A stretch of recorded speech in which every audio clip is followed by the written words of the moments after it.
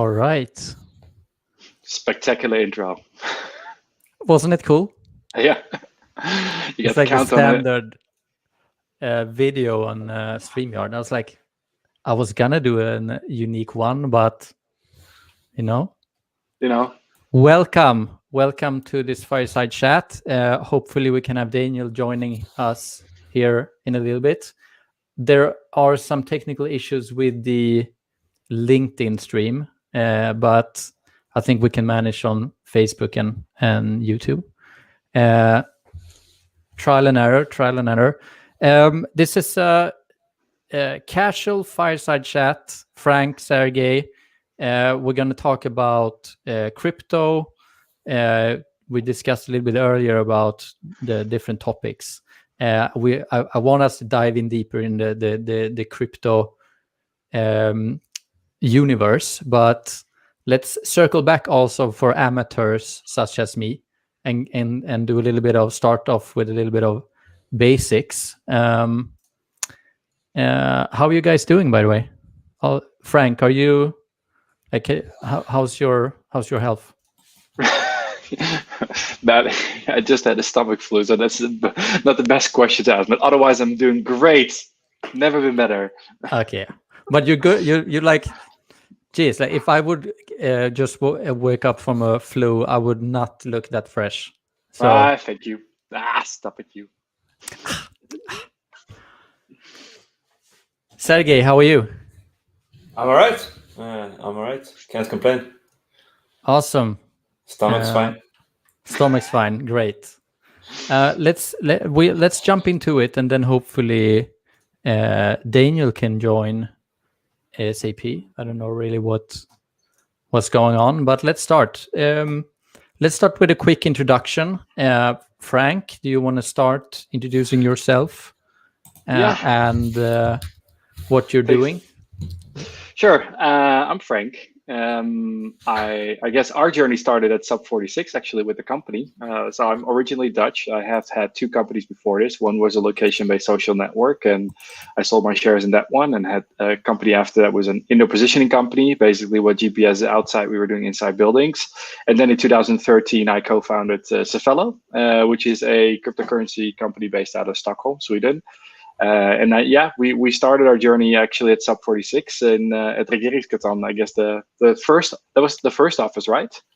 Yeah. And it's been a long journey since, but it's been going really well, and we're about to go for a listing on Nasdaq First North. And the product itself, for those who don't know, it's an easy way, a safe and compliant way, regulated by Finansinspektionen, to buy and sell cryptocurrency.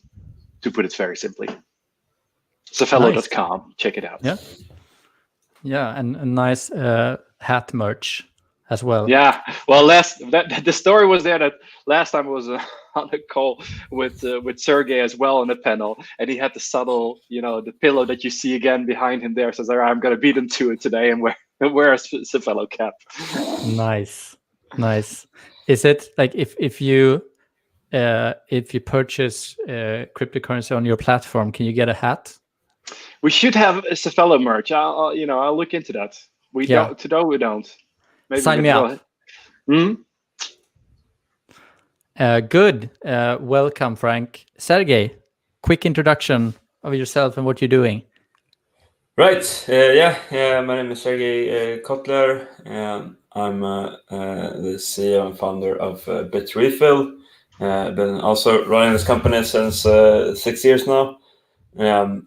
The startup journey in the crypto space is an interesting one, but let's not bore the audience with all of the details. Also, at one point, office member at Sub 46. What we do is that we let people buy things with their coins. We want to help build a circular economy within the crypto layer, so that people can live ever larger parts of their life in that world, same as how people were once able to skip the traditional bank and only have a challenger bank, and now we're trying to take that a step longer and see if we can get people to skip the challenger bank too and live entirely on crypto. And so in practice, we sell gift cards for a lot of different things, e-commerce and services and so on. It's a convenient way for people to use their coins for real world things. Nice. And we're gonna circle back to that in a minute. But what explain it to me like I'm 3 type of Isn't it 5? It's like... No. It's like, no, you're not 5. It's a 3. I'm 3 years old. So like crypto 101. What's the basics? How does? Yeah. I'll let Sergey answer this, and I'm going to see if I can find the kids' book of Bitcoin, because I have it in my house, and I have cool. maybe we have it here as well. So actually, how old are your kids? Out. Yeah, it's lent out to somebody. So we need yours. Frank, I'll run back and forth. Let's see if I make it. Okay. How old are your kids? 6. I was too old, too complicated. No, I'm just joking. All right, I'll explain it as if to kids. You know how you've always wondered Frank, go for it. Where money comes from, and that it seems kind of weird that these pieces of paper with a number on it can be exchanged for things. That doesn't make sense. Well, it turns out that actually doesn't make sense, and that is being abused in a big way by countries all over the world. And so cryptocurrency is a solution to that, in that we're using money that is cryptographically generated at a cost, so people cannot just print as much of it as possible. And on top of that, it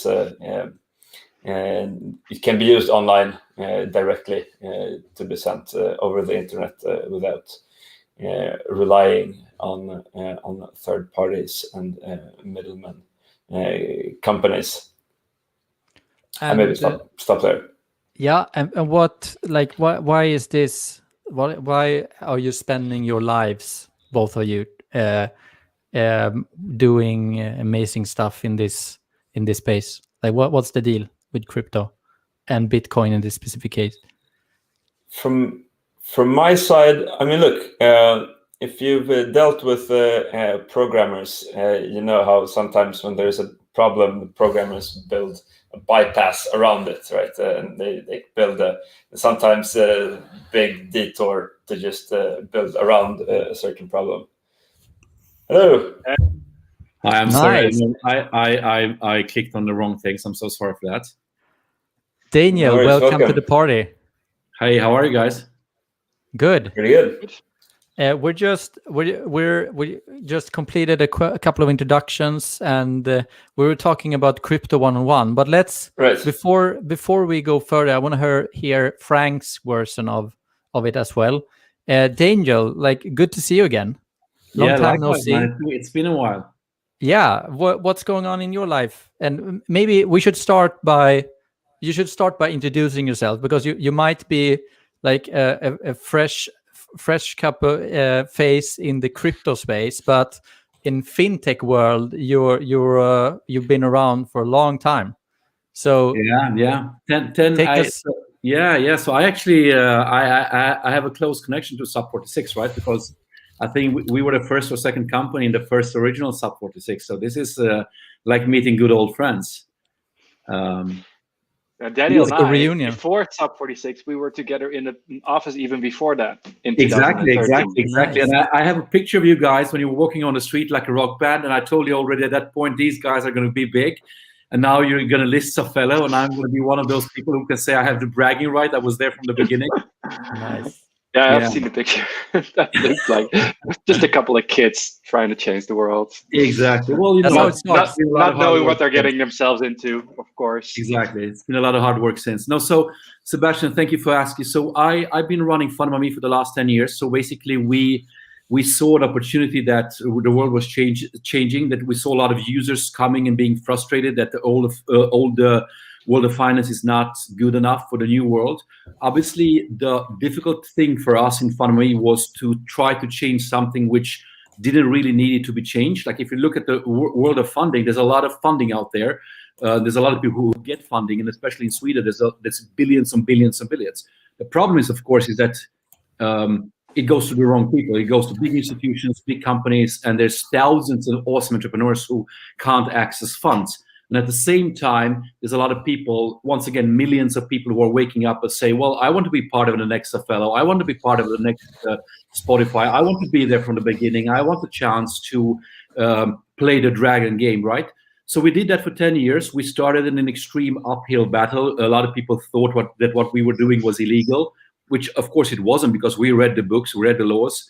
And then eventually it became mainstream. In 2018, the Swedish government, the Swedish Ministry of Finance wrote a Bible, 540 pages about grassroots funding. And now eventually we even changed laws on EU level. So I left FundMe after 10 years. I came to a point where I took the idea all the way to the stock market. And now that the company is stable and it's chasing profitability and not so much aggressive growth anymore, I thought about reshifting my focus into what I think is the next wave, which obviously is the crypto world. What attracts me a lot to this world is two major factors. One is the ability for a lot of companies to access different type of funding, but mainly is that millions of new people are accessing a truly decentralized way of investing, being part of things, profiting, and being part of a movement, a wave. Cool. Really good to hear. Like you taking your experience and bringing it into a new environment. Yeah. We're gonna circle back to that. Frank, what's your 1-2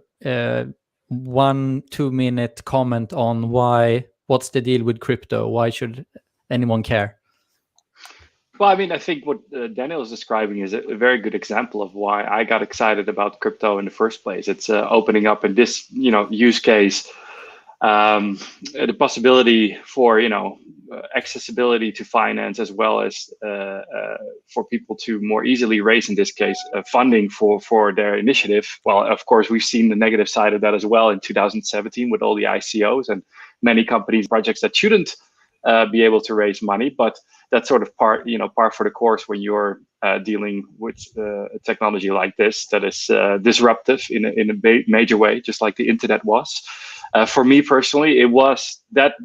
Well, I arguably I came in from a sort of speculative perspective when I first saw the Bitcoin price, and it was like $15, and I was like, hey, here's volatility and liquidity, so you can make money here. But then shortly after, like it was in 2013, I always say it, I was like a month just looking and absorbing everything that is the crypto, understanding the much wider implications.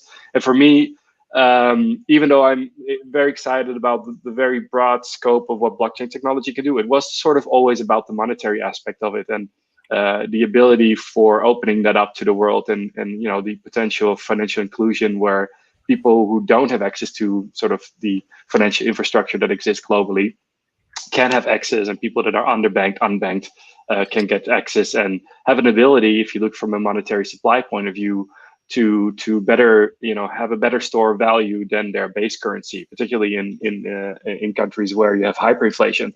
And the irony of that is that starting in Sweden, that on a practical level, we're only onboarding sort of the developed users, and that is, on the one hand, is bad in the sense of I would love to spend my time on that other use case. On the other hand, in order for that to succeed with the underbanked and unbanked, you also need to have the developed economies on there. Otherwise, they can't interact with each other. So it needs to come from both ways. So yeah, we're starting at the developed side of the world, but I still believe strongly that that's the, from a monetary perspective, is what the real potential is for this technology.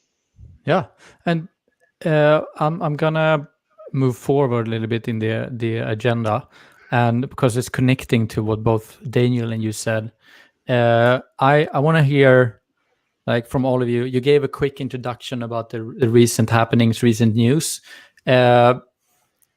Frank, maybe we can continue with you. Like you dropped some exciting news regarding Klarna the other day, and you a couple of days before that you started talk about IPO opportunities. Bring us up to date with what's going on. Yeah, well, is this one move to sort of close that gap that you talked about? Well, so I can start with the IPO part. So we did a pre-IPO in December. So we announced that, and then this news was more follow-on that we've now officially filed for Nasdaq, which means that we're on track. Of course, Daniel went through that journey. We're filed with Nasdaq First North Growth, so that is part of our journey to show also to the ecosystem and to the Swedish ecosystem also in particular, hey, this market is maturing. Again, Nasdaq will have to look at us, Firesidechat has to look at us, and it's stamp for a maturing industry, which I'm sure for Daniel was likely the case with going to the public market as well. Yeah, I told, sorry to interrupt you, Frank, but I told Frank, I think we filed or we created 26 different versions of our memorandum. So there's a lot of hard work to make sure that, so we, it's I don't envy the position you're in right now, Frank, because I know how extreme amount of work you have in front of you, and it's also all these unknowns. It's like first of all, obviously, I think the Safello IPO will be one of the rockstar IPOs in Sweden, at least this year.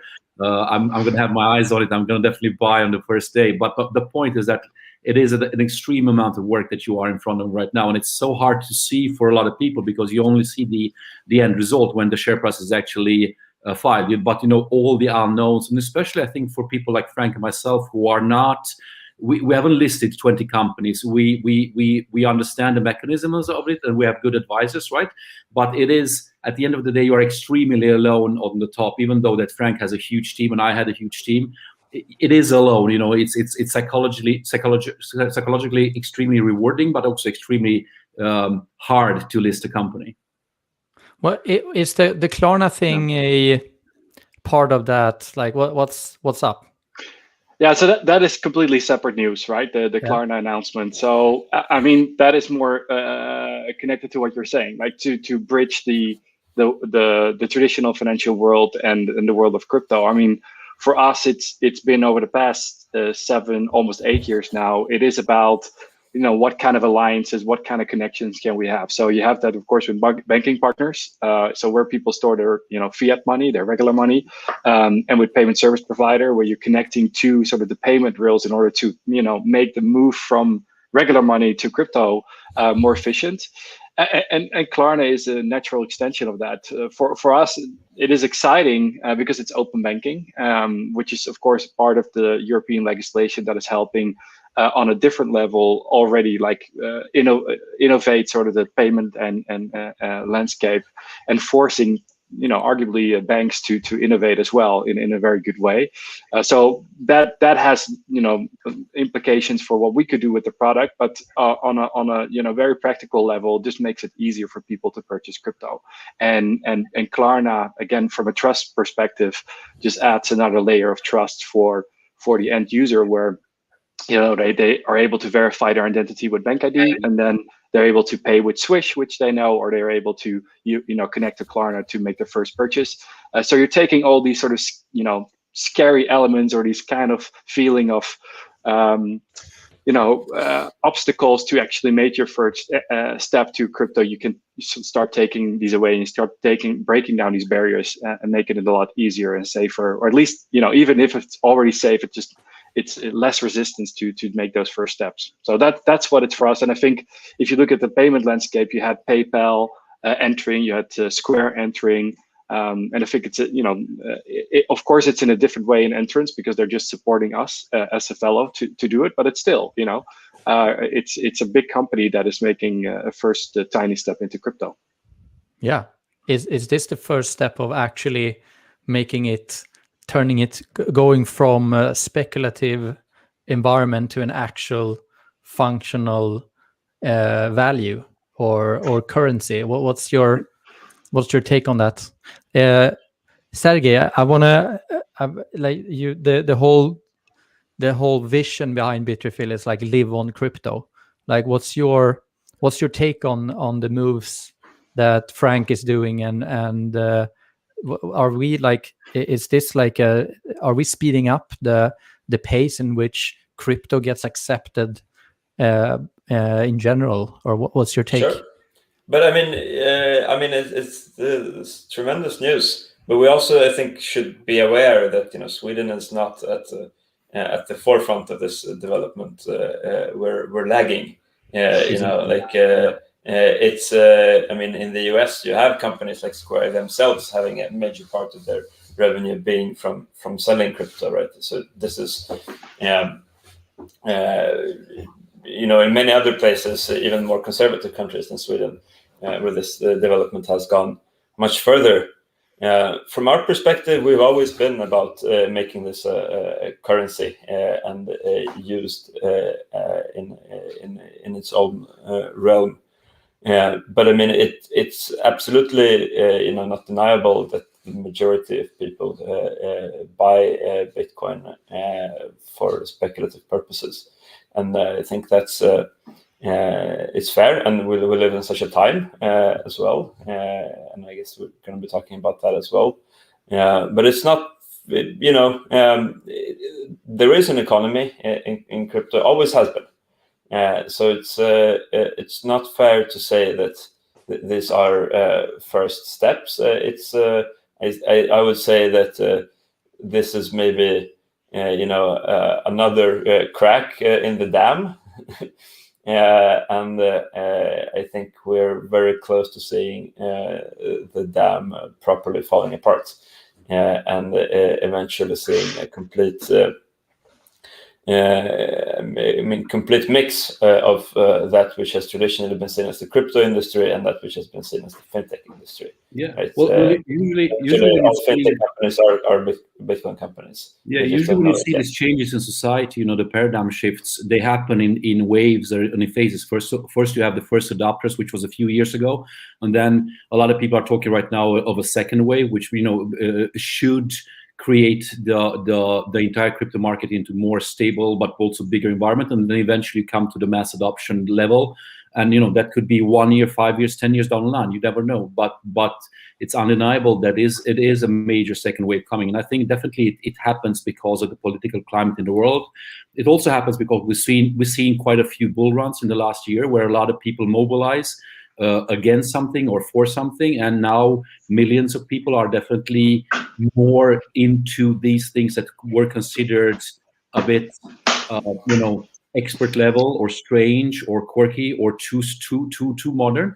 In the crowdfunding field, we saw the same three waves. First, nobody talked about it, nobody understood it, nobody got it, everybody thought it was illegal. Then eventually people got it, but they didn't really understand the functionality. Then eventually became mainstream, and everybody has an opinion about it in a more traditional level. And I think this is definitely seen as a second wave from a user perspective. I think people like Sergey and Frank, who's been in this industry for such a long time, for them, this is not news. As you say, this is just one of millions of cracks. But coming from the user perspective, I see a far bigger understandability or accessibility to the entire crypto field now, because it is definitely maturing. It becomes more clear. There's also a lot more data out there. Like at the beginning, it was a lot of hype and expectations. Now you have more data. You know what can go wrong. You know what can go well. There's a lot more articles. And eventually, look at the society. Societies do shift. Like people get old and retired, and new people come in. And these people know something new. When we are going to be 60, 65, 70 years old, we're going to talk about crypto as the main thing, and a lot of new kids will come with a brand new thing, and we will feel extremely old at that point. The kids are going to call it smart crypto. Exactly, yeah. But this is natural. So what I've been preaching quite a lot about the paradigm shift happening in society right now. Yeah. Like in the last 20 years, everything changed, and this is just one part of that. The world of finance, how to access content, how to pay for things, how to raise money for a company, how to get less dependent on banks. This is one of the movements. I'm just let's move on that topic to talk more about like what is the actual difference in terms of like you touch upon this, Daniel. the traditional fintech industry versus crypto? Like what is the difference? Let's go around. Frank, do you want to start with like what's your perspective on the difference here? And also, like, what are the similarities? Does it make sense to separate even? To separate the two, I mean, ultimately, I really like the analogy of the internet and how that developed, and ultimately everybody needs to adopt. And crypto companies will become, in certain cases, they will have to become more like financial institutions, and financial institutions become more like crypto companies. And you're seeing that, right? So when we're talking about a PayPal, obviously it's a traditional fintech. It's a fintech, but a traditional fintech in a way, and they are now adopting crypto. And I think the next wave will be financial institutions like banks, which are obviously a 1 degree removed from crypto if you compare it to the challengers like PayPal and Square are. But they are all going to adopt crypto. And for us as a crypto company, as we are a regulated entity, we obviously need to act and function more and more like a bank in a way, in terms of how our procedures are and our processes. And just like what we're seeing in crypto, where initially services are going to be deployed, which we see in a completely decentralized way with no regulation. And then at some point, the music stops a little bit when the regulators look at that and say, well, that needs to be performed in a regulated environment, which is not always nice, because a lot of the innovation takes place in this decentralized world. But at some point, enough value moves in that area where, okay, it's like, hey, that is actually, for instance, a security. When we looked at the ICO market, a lot of the ICOs that were the tokens that were being created were ultimately deemed securities, and then the regulators looked at that and it's like, okay, you need to pay the money back, or you need to acknowledge that, and some of them went to jail. And so it's all part of the same financial system, but the technology is driving ultimately where the majority of the activity will take place, and that, in my opinion, will be crypto in the long run. So systematically, I think it will in the end be crypto. But of course, a lot of the processes and procedures and the knowledge will come from the traditional financial world, and they will port over to the crypto world. Sergey, what do you think? Like, is that is it like a fusion explosion that's going to happen, or is with that will the two worlds merge in a natural way? They merging now. I mean, and we're starting to see like noise as a result of that. Like I saw the other day that Robinhood is working hard on enabling like the crypto withdrawals, for example, right? So then Robinhood will be in the business of selling bitcoins to people, right? And so suddenly, whereas probably 3 years ago, one wouldn't normally say that hey, Safello is in competition with Robinhood. They're very different things. But it's like now we're very much in competition, right? And I think that, I mean, look, the whole thing is it's all just a progression of the spread of the internet. It's just the spread of the internet happening into this field. All of the software is eating the world stuff that has been talked about in tech that hasn't happened in this part of the world because of regulations and so on. It's not that long ago we thought, hey, will banks have apps in the future, right? And so on, and then eventually. Sorry to interrupt you, but Swedbank in end of 2017 took the decision saying fintech is not our enemy. Let's work with that, and they know that's right. Yesterday, right? So up until then, banks treated fintech as hostile. Right. And I mean, and now there's plenty of companies that are banks that only have apps and don't have offices, for example, and it's like, yeah, obviously, and a similar way, crypto is the natural next step. It's a progression into internetified world. In the crypto world, internet rules apply, right? We are, in certain ways bridge technologies to enable that, but on the other side, internet rules apply with for better or for worse and so on. And I think that we're seeing that as an evolution, and I think that the most, I think, one very interesting, and maybe this is going forward into this topic, but there was this hearing the other day from the Wall Street Bets episode in the U.S. Senate or Congress or whichever, and I warmly recommend people to take a look at that hearing. Because that hearing, and it's very similar to the hearing that Facebook was exposed to when they announced their Libra, and it's sort of like, it's kind of telling, like when you listen to especially like that, you know, the Congress is, you know, these old people. They ask questions that, you know, just don't make sense as questions in the world of the internet, you know, and these poor guys from, you know, there's one Reddit user and the CEO of Reddit and the CEO of Robinhood, and, you know, he's asking them like, how are you preventing people talking about stocks on the internet? And it's like, and the guys are trying to answer it, but in truth, it's like, there is no real answer because the question is irrelevant, right? And it kind of shows this sort of, at the same time, how like there is the sort of the financial infrastructure, there's the banks, then there's the challenger banks that at this point have some 10 years on the neck and are becoming a bit of also, I guess, you know, techie incumbents. And then you have the crypto world, which is like, you know, more of the decentralized madness and so on, and these things clashing into each other because. For people that use the challenger banks, they want crypto, like right, and so then they have to fulfill that need. So they have to get involved with this, but it's crazy. Whereas for us, we've kind of lived in the crazy madness for a while. We've also lived with making sure that you know, we make the crazy madness compatible with the rules and regulations of the old world, right? And spend an unreasonable amount of time in making sure that those things work in a proper way. But it's things I think are going to get very interesting very soon, and I think that all of us.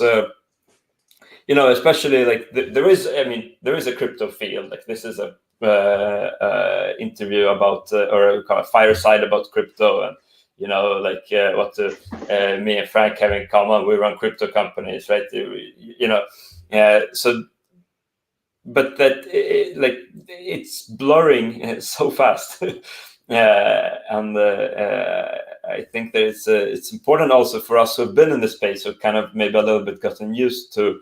That, you know, it's a niche field and we have enthusiasts and we have certain cultural values in this field and it's, you know, this and that, and there's the conflict of the Bitcoin and Ethereum and blah blah blah. But like, hey, you know, we're suddenly, you know, we're playing on the same ballpark as the big boys, you know, and it's not even relevant if the big boys came to our ballpark or if we came to their ballpark, whichever. It's just becoming the same, and so we are, you know, interacting with companies like Klarna and PayPal and Square and so on, and things are getting messy. Like, are they our competitors? Are they our partners? Are they both? You know, and so on. Which I think is also something that we in the crypto industry have been kind of used to, like having this.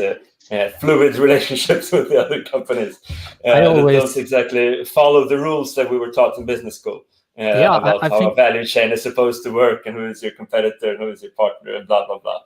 It's quite interesting, like when you put it in its sense of like we get applications to Sub46 for membership, and sometimes once in a while there's like a crypto play, and I always try to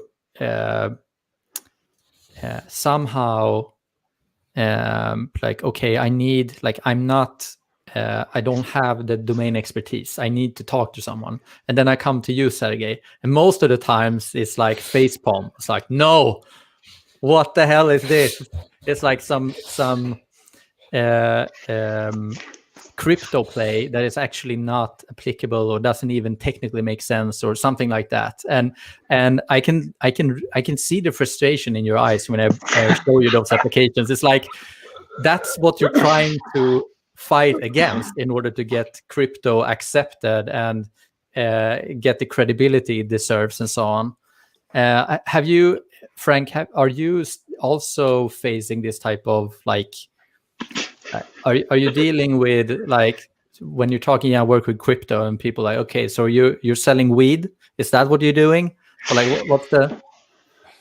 I mean, it's been for most years like that, but I think we've turned the page on that. You know, the turning point was already, from my perspective.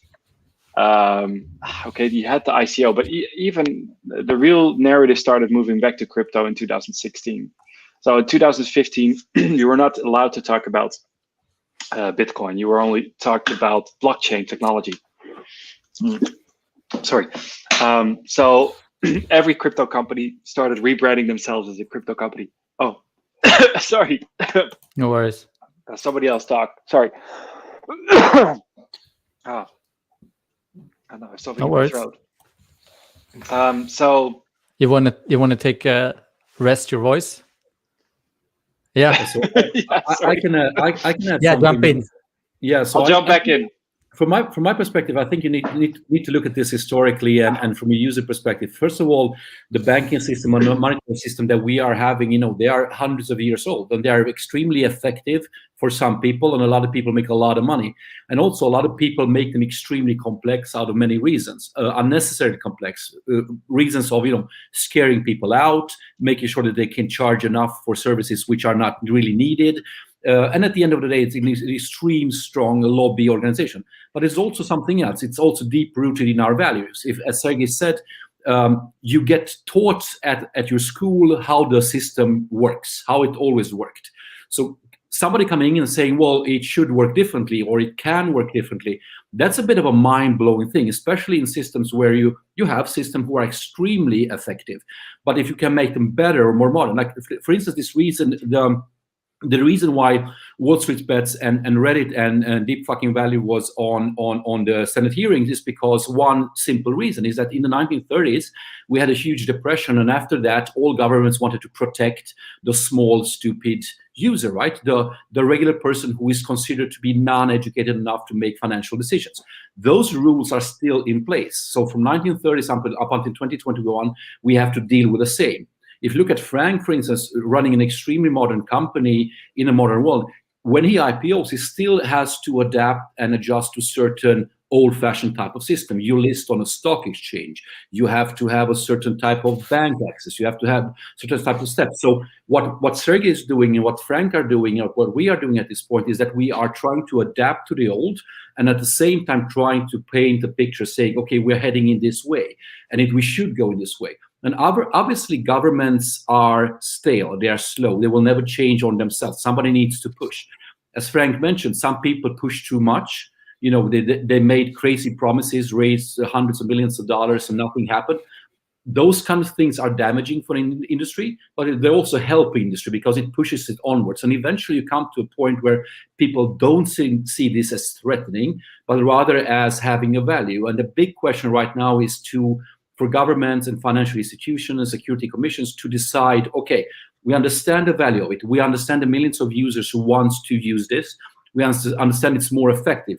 But how do we deal with the fact that we have an established system? We have banks who are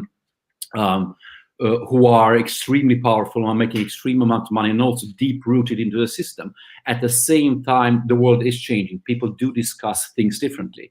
The fact that people on Reddit are talking about shares is illegal, but they don't know that and they don't understand it because in their mindset is, as Sergey said, we live in a modern internet type of world, and the internet type of world has its own rules. You talk about everything in a certain way, but in the regular world, like I can't even talk about shares in a certain way. Frank, for instance, once he gets listed, he can't even talk about his company how he wants. He has to follow rules and regulations, and if he doesn't, he's going to be fined or else. And I think this is the growing pains of something extremely exciting, and at the same time having to adapt to the old one. We've seen this plenty of times.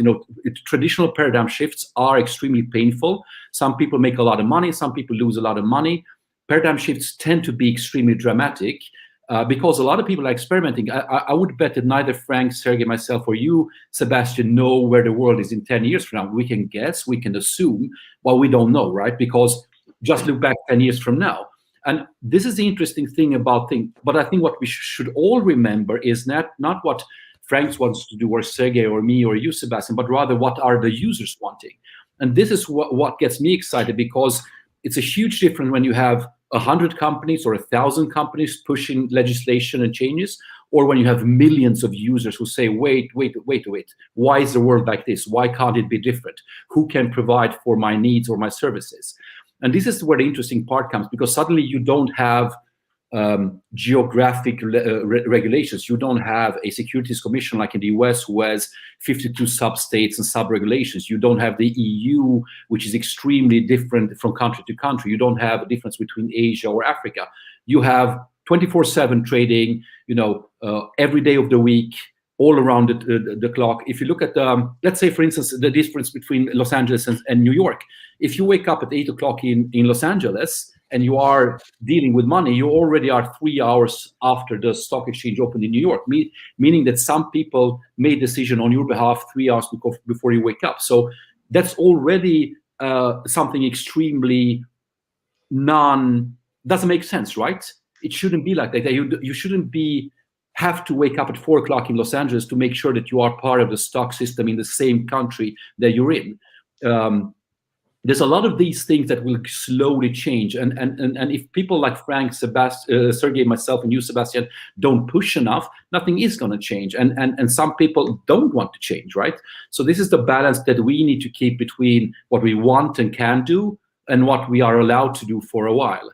And if I think Frank can testify that when he started Safello, a lot of people were extremely like this, right? And now it's like, oh, awesome. Even Klarna signed, you're IPOing in NASDAQ.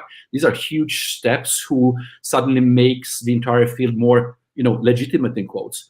I saw the same thing with crowdfunding. When we started, people like, honestly, they told me that I would go to jail. And I said, fuck it, I'm going to take that risk. I talked to my wife, I talked to my kid. I said, Daddy might go to jail, but I need to fight for this. And they said, do it. And then eventually the governments caught up and said, look, you were non-threatening. This is part of the system. You made it better and also made it work with the current system. So it's not an either or. It's not that our system is better and the other one should die, but there's definitely a correlation between the old and the new. Let's continue on that topic. Like one of the when we discussed earlier about like what we should talk about, one of the topics that was actually brought up was like what is actually going on right now in terms of that meeting. You're saying now, Daniel, that both those worlds should exist. It's non-exclusive in a way, and but there are plenty of opinions out there that are stating or using crypto as a thesis, or even driving an agenda, an ideal that is supposed to bring a new dimension, change the whole industry and remove whatever is old. It's not about accepting and adapting old regulation. It's about crushing old regulations. Sure. So I think that's definitely an instinct you have, and a lot of people have. But I think that's dangerous, because just imagine if you corner a powerful animal into a corner, that animal will bite back, right? So let's imagine you want to work with the tiger. There's 3 ways to do it. You can feed it and pet it, or you can whip it and put it in the corner. And I think if you work with it, at least in this paradigm shift that we are in right now, where it's neither or, one of the best things to say, look, your system works, our system works too. Let's find the middle ground.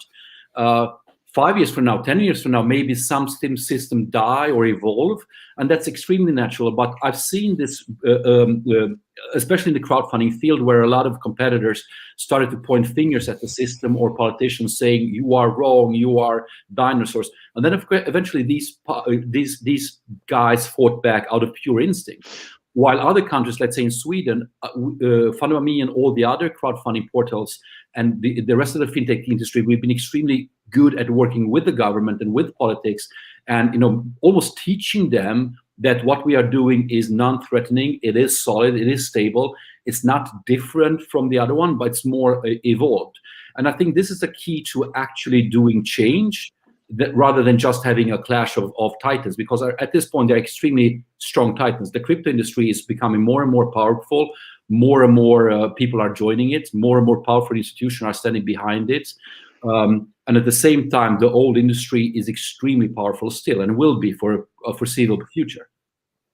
I think there's a lot of, can chime in, I think there's a lot of sense in what you're saying. At the same time, I think that there is a clash, and we can be the guys with the carrots that try to talk some sense into the previous powers that be. But in the end, I think the wind of change is blowing. And I mean, like, I think the defining, if we zoom out a little bit, the defining political question of our age is that there are systems that based on countries being isolated geographically and systemically and language and culturally and so on, right? And within those there were different rule sets and so on, and there was order, right? And then came the internet, and it created a big mess. And since then, like right now, the defining issue is like that the political class very often are very old, like physically old people. Both the current president, the previous president of the US, and so on. Like they're old guys. There's no one in their 30s and so on. And the defining political question today is that the ruling older class is trying to bring back the order against the tide of the internet that is shifting it. And so I think there is absolutely a need for somebody to try to dampen this clash and to sort of explain that there can be a new order. But it's hard. Same as the internet removed the borders when it comes to information. Right, and all of the madness that caused in the world, including the fall of certain governments and certain parts of the world. Like we haven't seen that on the monetary level. Every country still has its own currency, and we have our own payment systems. And it's still, if somebody has tried to pay a parking bill in France, it's surprisingly fucking hard to do, even though we have the EU and all of those nice even things. For French people, I think it's hard to pay a bill in France. Right. But like in comes all of this change, and it's tricky, and it is. I mean, the whole finance world, since always and still in the crypto world, is about trust. It's about building institutions for trust, and that's the only real thing that matters for any actor. And the thing is that we're seeing these crazy things. Like, hey, some guys on a forum are listening to a guy that goes under both the nickname of Dip Fucking Value and something Kitty, I forget. Over a financial advisor, right? I mean, the entirety of Bitcoin is that. Like, there is your nation-state currency, which is banked by the central bank, and in Sweden we have the oldest one since the 1600s, and that in turn is banked by the government and all of those things. And some people are like, this digital currency with signatures and craziness, I'm going to choose to trust that. And that's like I mean, there are some implications here.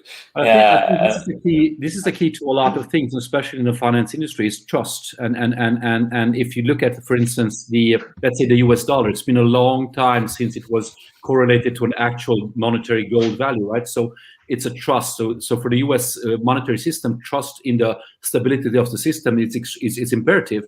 If you look at Safello, I would bet, Frank, correct me if I'm wrong, but I think the last 5 years of your work, 90% of your biggest challenge has been to make sure that Safello is trusted, non-threatening, part of the system, modern but still traditional. And I think that's a key element in everything new. Saying, look, it could be done awesomely, it could be done more modern, but trust us, we do understand the old system also, and we understand the mechanisms of the new world. But 100%, if you look at is there 8,600 coins out there, currencies, cryptocurrencies? A lot of them are dead because of lack of trust or lack of underlying technology or lack of underlying value. And those big ones have good technology and have good value, but also they have the market trust. You know, when Sebastian and Frank and myself started to talk about Bitcoins back in the day, one of the major issues was trust, right? It's like, what's this? Am I going to lose my money? Is this going to implode? Who runs this? What's the purpose of this? What's the user? What are we going to use this for? And then eventually it becomes more and more clear, and everybody becomes eventually, you know, a mini expert. Because let's say the word bank, right? All of us four here have different connotations with what a bank is and what a bank does. And everybody in the world has different understandings of it. And the same in the crypto world, there's two layers of people right now. Those who say, oh, this is scary and new, or some people who say, well, I think Bitcoin is this, as you said, Sebastian, it's for wheat. While somebody else sees it as a way to fund their company. And somebody else sees it as a way of doing intercontinental transactions seamless in milliseconds, right? So I think these are the interesting times where trust is key. And the worst thing that can happen to the industry, in any industry, is if you have bad players. In the crowdfunding industry, for instance, in Finland, we had one bad player, and that basically destroyed the entire industry because the governments had to step up and put strong legislation. While in Sweden, we've been extremely lucky that people have played by the rules a bit, but also pushed quite a lot. And then eventually we never had a crazy player who destroyed the market. We've had some few who have affected the market, but nobody major affected too much. Frank, what's your take?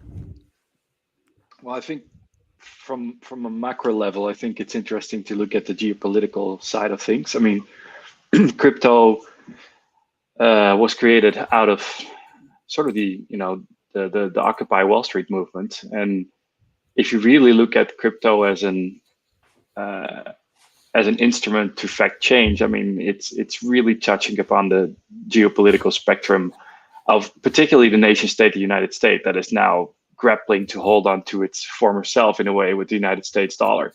And that was part of the intrigue. I remember doing like a presentation back in 2014 to this like private investor network in London. And I had like these daring slides in my keynote, which was like, well, if this plays out, then China and Russia could go all in on crypto and completely like sort of destroy the United States dollar. And that's the end of it, right? That will shift the geopolitical power. And I know putting that in there, how like, I felt like, all right, let's see if they're going to laugh in this room. And nobody did, because I guess they were nice. Yeah. They were nice enough not to. And I mean, or they were scared. Or they were, well, whichever, like, but you know, and that was 2014, 6 years later, and we're looking at sort of the establishment of crypto as at least as an asset class that is fully acknowledged by institutional money, and where, you know, the billion-dollar use cases that are being described by the likes of MicroStrategy, and to a lesser degree like Tesla, that is just a little bit opportunistic perhaps, but you know, Elon Musk is not a dumb guy. It's like, well, yeah, you're doing quantitative easing on the United States dollar. This seems to be a pretty great way to actually protect my balance sheet. But that's just the start of it. I mean, if that, you know, that logical trend just keeps going, then it is a question what the role is of money. And you know, I think what the headline was a protest.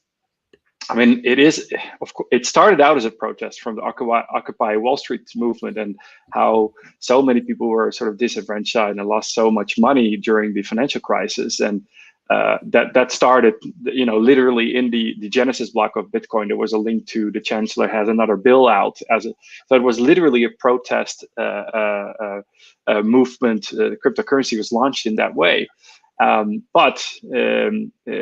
and as such, it was trying to take it away from governments, trying to take the power away from the governments to issue currency and have the monopoly over that. And I mean, it is similar than the internet. I mean, I think Sergey said it several times, but it is like, yeah, it's the freedom of information. And then of course, people are calling this the freedom of value, which is just a sort of an evolution of the internet. but at the same, as users of this technology and as companies working to build it out, we should be fully aware that what happened to the internet can also happen to cryptocurrency and blockchain technology. Because in China, we have a pretty strong stronghold over what information people are able to read and what information comes out of there. There's a walled garden. Many countries are, applying more and more rules to restrict the information that's being spread.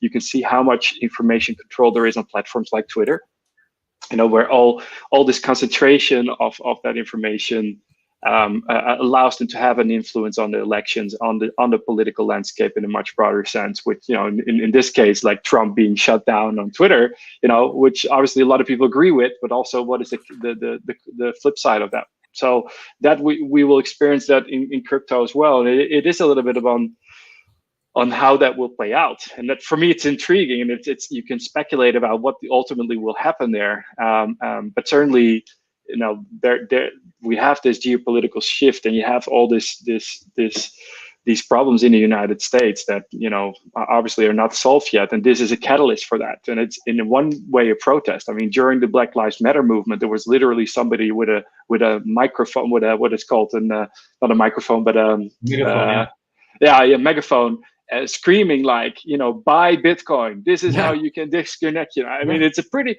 it's surreal when I saw the video first, but it was a pretty impactful video. I got goosebumps now, man.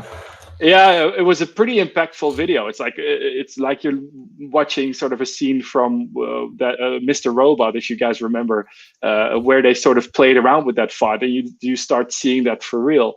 But there's a lot of negative things that obviously would play out in such a scenario. In a way, if people move to crypto, it is a way to sort of even out the system, right? Because if everything stays in fiat money the way it is, and the system keeps perpetuating itself, there's no good outcome for that, for the average, like in this case, American. So people escaping to crypto in terms from monetary perspective, I think has at least the upside that it's not going to be that bad, the ultimate outcome. So I don't know, some thoughts there about how I look at it. And I think the geopolitical picture is going to move and continue to move. And of course, you have stable coins that sort of neutralize that point a little bit on the payment side, where people are just using the equal dollar value into crypto. So yeah, but I mean, I think. And I think this is fascinating, because we are talking about something that makes sense, right? But for a government who's stable and is extremely important to keep isolated, this is bad news. Empowering its population, empowering the people. It's not something that all governments want. Not even the US. The British government wants to have a full, open population who makes their own decisions. And this shift is definitely hard. But you also see something else. You see suddenly millions of people who are accessing the capital markets in a different way, with different entry points, meaning that also you're going to see a different wealth in the future. I remember when Safello, for instance, crowdfunded on FundMe, some people invested Bitcoins because they make money by investing early or buying, meaning that these are people who are not traders or day traders or old-time financial people, but young people who were there first. And we see this a lot. All these people now who buy all the new coins, people who buy Bitcoins and hold them for 5 years, all the people who were there when Ethereum launched first time, all these people holding the assets, it leads to three. One, of course, prices going up because nobody's selling. Two, a new wealth is created. And once the wealth is created, and I think this is the important part, I think all these millions of people are going to reuse the money into the system, either by purchasing stuff or reinvesting into other coins. While in the traditional world, when somebody lists their company or exits, you can't really put back the money into the system out of many reasons. Tax issues, you want to park them into a stable German fund who pays 6% dividend each year. You have to do it for 5 years, meaning that if somebody exits, for instance, in Europe, the money is dead. If you look, for instance, in the Twitter IPO a few years back, 1,000 people became dollar millionaires, and they basically were living on the same streets. Out of that 1,000 people, 200 people started to reinvest their money, basically becoming business angels, but still 800 people weren't. And this is 1,000 people, right? But when you make millions of new people wealthy, let's say you make a young kid from Singapore wealthy, or a kid from Malaysia or China or Africa, the power shifts. And this is something that also scares governments. What if Nigeria, which is a huge mining community right now and who has a lot of ICOs, what if you suddenly have a lot of proper wealth in Nigeria? What's that going to affect the geopolitical aspects in the world? Or, of course, Russia. Russia is right now one of the most prolific countries in the world on this segment, and China as well, right? Millions of people mining, billions of people trading, millions of people entering the crypto field through ICOs, DFIs, and FD, etc. And in 2, 3, 4, 5 years, these people are going to sit on power, which is money, right? And if you have that, the entire political climate shifts overnight, because money is, at the end of the day, the biggest voting power in the world. The Wall Street bets a bull run on GameStop, that was a power move. Millions of people said, look, we don't accept that the hedge fund Citron Capital wants to short a share that we love, right? So they motivated themselves to mobilize, and even losing money just to kick back a bit. So I think the crypto industry sees a lot of the things that is happening on the political agenda, on the general agenda, where people don't want to be stopped by borders anymore. You don't want to be stopped by time zones or weekends. You don't want to be stopped by old rules or regulations. And this is a challenge, because in crowdfunding, in the crypto industry, people still need to behave according to a certain set of rules, which are dated back to the 1930s. Daniel, I'm going to need to interrupt you there. And you are all bringing a lot of, like, I'm gonna have a lot of thinking to do this weekend to digest. It's been an hour, and I really appreciate you guys taking time to chat with the crypto noob as me, and getting the latest news. Sergey, any last words? Yeah, I know you're fundraising. We'll announce it when we announce it, I guess. Sorry? We'll announce the news when there's when things are done. Got it. But yes. No, I mean, I don't know. I'm excited about everything happening. Being part of all of these things, and trying to make sure that it goes smoothly in a good direction. All of you have extremely important, you're not just running your business, and that responsibility is also like a movement that you're in the forefront of.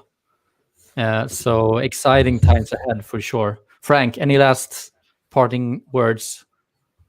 I think Daniel summarized it pretty well. Power to the people. So that seems to be. It's amazing what happened with Wall Street bets, and it is one of some of those things that we saw in the early days of crypto as well. That really they make a point, and they make a very interesting point, and it forces organizations, companies, and even governments to rethink some things, and hopefully for the better. And we'll play a little part of it, of the movement of crypto. Looking forward to follow you guys, and hopefully also more girls in the space soon. Have a great weekend. Thanks those strong few people listening in and watching this. Wishing everyone a great weekend. Take care, guys. Thank you so much, everybody. Bye. Thanks, everybody.